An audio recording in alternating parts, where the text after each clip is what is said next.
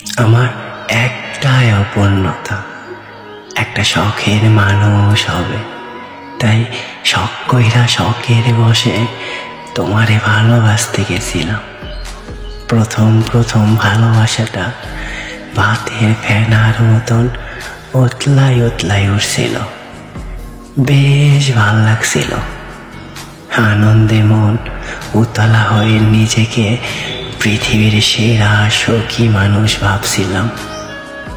ওই যে লোকে কয় না, অভাগা সমুদ্রে গেলে সমুদ্রের জলও নাকি শুকাইয়া যায়।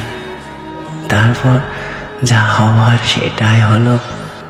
আমার সুখের গণভবনে ধুম কইরা বলা নেই কওয়া নেই, হুট কইরা পারমাণবিক বম ছুড়ল। তারপর সব শেষ।